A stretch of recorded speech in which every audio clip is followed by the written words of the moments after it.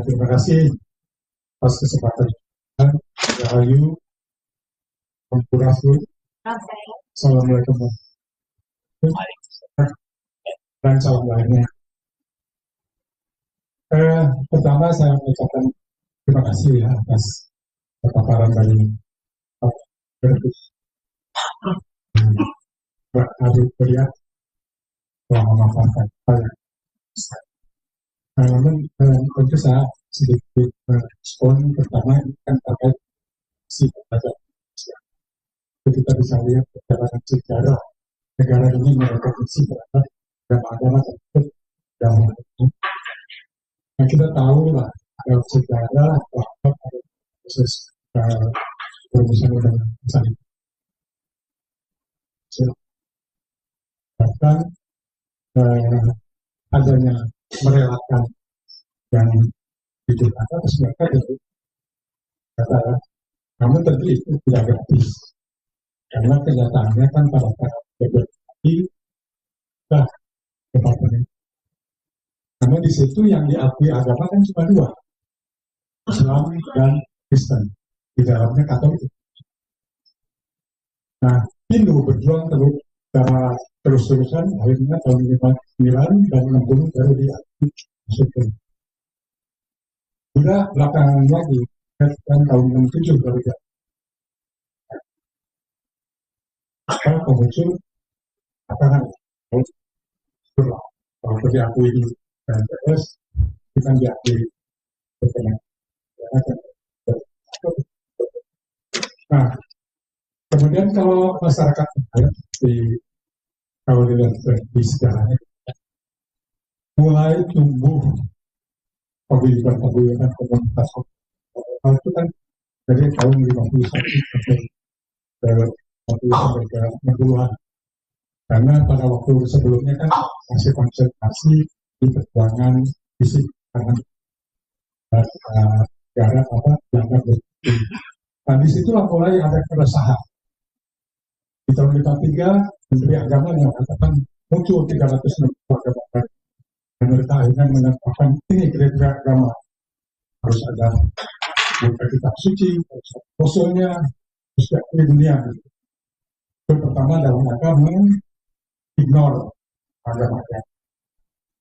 Nah kemudian tahun 54 itu Perdana Menteri Ali Sosomito itu mengeluarkan SK nomor 167 dari promosi dari 1954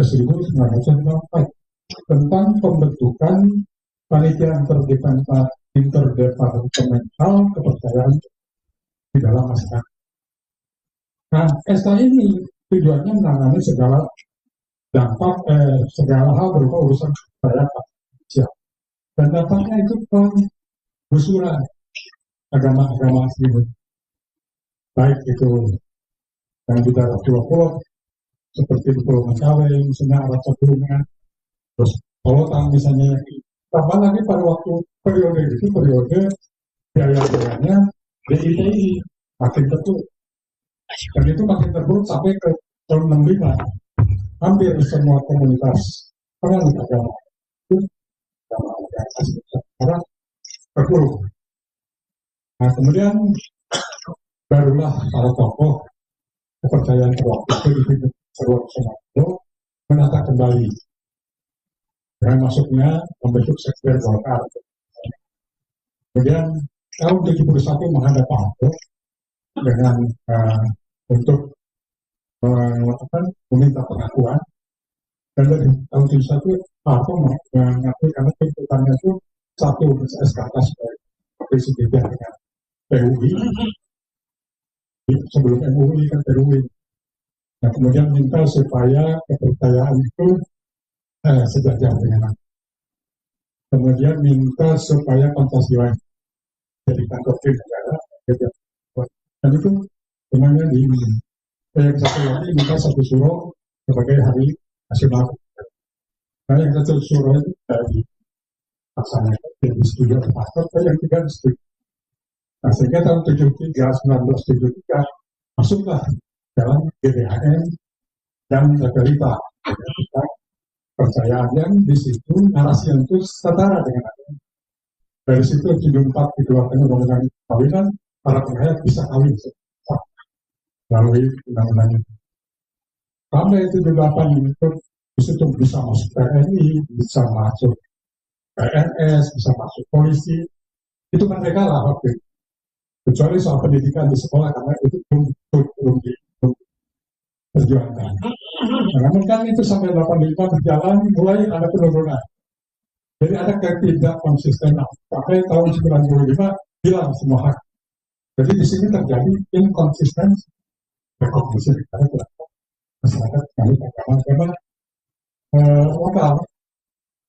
Nah, kita perjuangkan lagi setelah reformasi, itu pun bertahap lagi. Mulai dari perkawinan, boleh dilaksanakan dengan melalui pemuka, tapi identitas tidak boleh dicantumkan.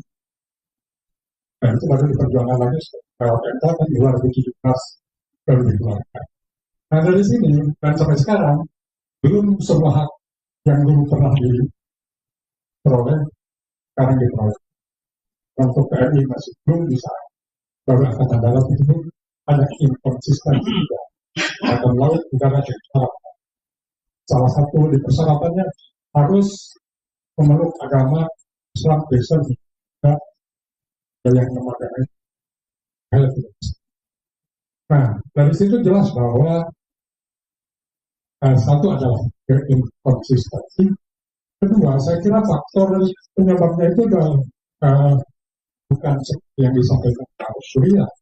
Kalau dari kacamata saya ya, bahwa dia kan tadi 3 faktor kunci, ancaman konstitutif ya, visibilitas publik dan political leadership. Nah, itu kan berarti outward looking ya. Kalau saya mau ke dalamnya, justru penyebab itu karena satu adalah karena framing kolonial, bahwa bangsa kita itu lalu bangsa adalah belum beradab, masih primitif, kan itu. Kedua adalah mental Irlanda kalau itu. Karena kita selalu berhadapan dengan orang-orang barat itu kan selalu mendahi apapun dari luar selalu ya. Jadi produk lokal tidak selalu lebih rendah dari produk lokal. Itu mental Irlanda. Ketiga adalah arogansi dari mayoritas. Karena kenyataan di mana ada mayoritas selalu akan menentukan kamu bukan agama, kamu agama, kan arogan. Ya yang lain dianggap sesat, yang lain dianggap tidak benar, gitu ya. Tapi ada klaim benar. Jadi itu problem yang Pak amati ya. Jadi itu problemnya yang kita. Bukan karena SDM-nya kita kurang intelektual, kurang gimana harus sosok Wijoyo. Kok mengeluarkan langsung tadi yang jelasnya mengawasi persen-persen dan hasilnya adalah buatannya dari pasangan dan dari luar. Itu problemnya saya kira ya. Jadi soal si Asli misalnya atau Ahmadiyah itu bukan faktor bawaan dari asal agama ini. Si A dan ini kan konfliknya dari luar, bawah itu. Nah, maksud juga ya masa ada konflik oleh mayoritas tadi karena arogansi memang bawaan dari sananya. Perlu ada peninjauan dari sisi inward looking. Kasih.